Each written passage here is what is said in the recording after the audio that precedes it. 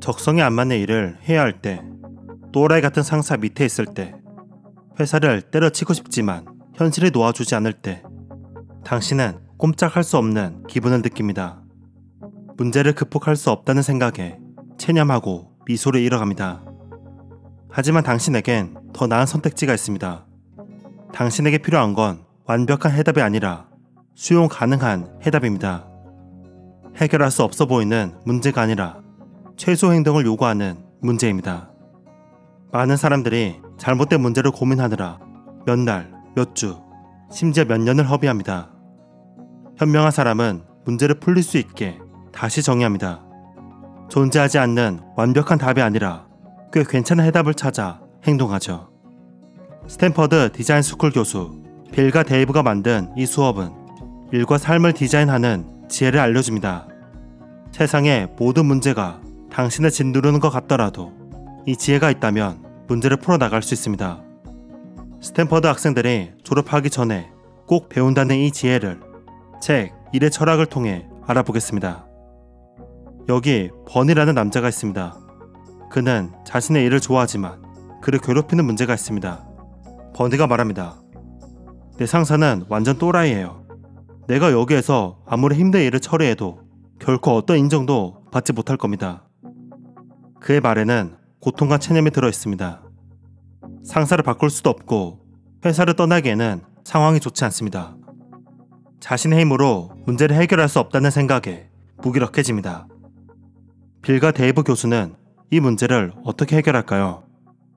해결책이 없어 보이는 문제에는 두 가지 종류가 있습니다. 첫째는 중력 문제입니다. 실제로 취할 수 있는 조치가 없고 그렇기 때문에 수용해야 하는 상황이지 행동을 취할 문제가 아닌 경우를 중력 문제라 합니다.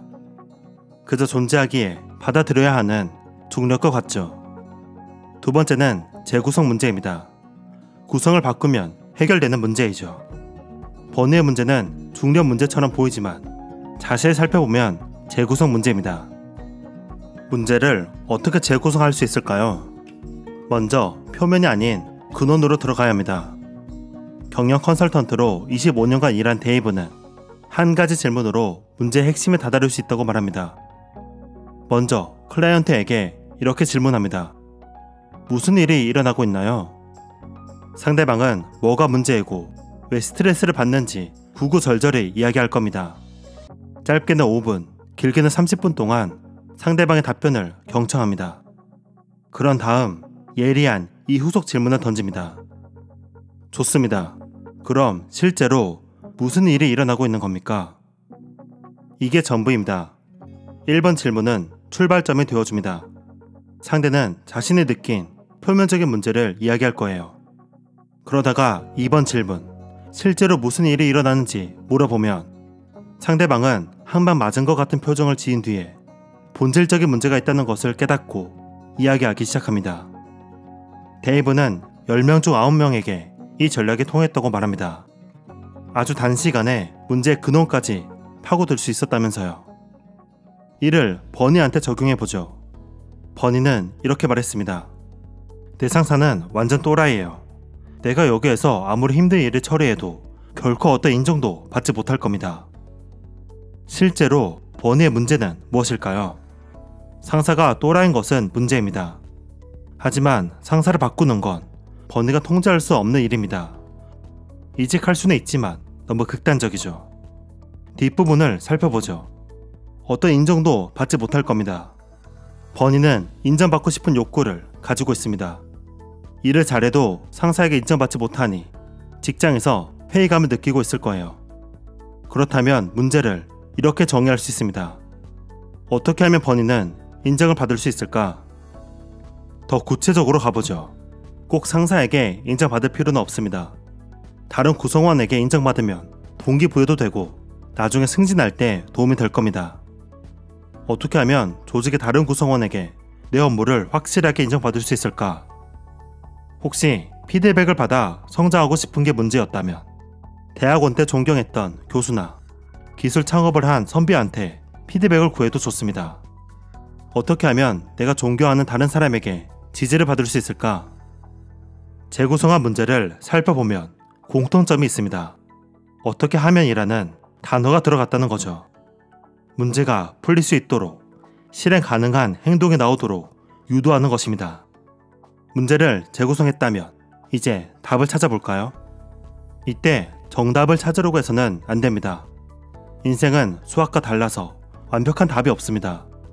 정답을 찾으려고 할수록 오히려 답에서 멀어지는 게 인생이죠. 문제를 해결한다기보다 수용할 만한 상태로 바꾸는 것을 목표로 해봅시다. 3,000쌍이 넘는 부부를 연구한 존 가트맨은 부부가 대화하는 모습을 카메라로 담아 표정과 심장 박동을 분석했습니다. 그에 따르면 부부가 고민하는 문제의 70%는 해결할 수 없는 문제였습니다. 이때 존 가트맨이 결혼의 달인이라고 부르는 백녀해로 하는 부부는 그들이 마주한 수많은 문제가 해결할 수 없는 문제라는 것을 받아들였어요. 그 문제를 완전히 해결할 필요가 없다는 것을 알고 그 문제 때문에 행복이 파괴되는 것을 두고 보지 않았습니다. 그들은 충분히 훌륭한 대처법을 찾는 데 만족하며 문제와 공존하는 것을 선택했습니다.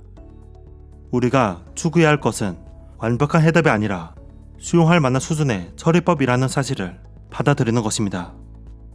일의 철학은 이 지혜를 바탕으로 BDO, 실행 가능한 최고의 선택이라는 개념을 만들었습니다. 이와 대비되는 개념은 BTO, 이론상 최고의 선택입니다. 모든 선택을 떠올리고 비교한 뒤에 내릴 수 있는 결정이죠. 이에 대해 빌과 데이브는 이렇게 말합니다.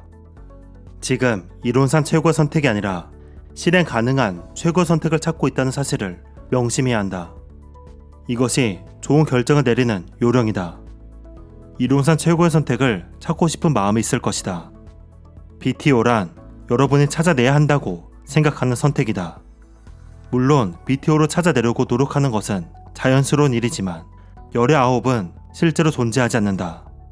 머릿속에만 있을 거라고 생각하는 것이다.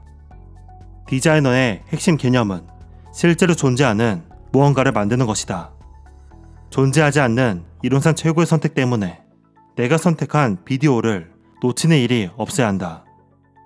실행 가능한 최고의 선택을 했다면 이제 그 선택에 집중하면 됩니다. 내가 내린 선택이 충분히 좋은 결정이라는 것을 스스로 증명해 나가는 것입니다. 자, 지금까지 배운 지혜를 다른 예를 통해 정리해 보겠습니다. 이런 고민을 하는 친구가 있습니다. 돈이 없는데 어떻게 요트를 살 수 있을까? 이건 문제의 탈을 쓰고 있긴 하지만 해답이 존재할 수 없는 문제입니다. 돈이 없으면 요트를 살 수 없죠. 그렇다면 실제로 친구가 원하는 것은 무엇일까요? 요트를 타는 게 정말 즐거운 거라면 문제를 이렇게 재구성할 수 있습니다.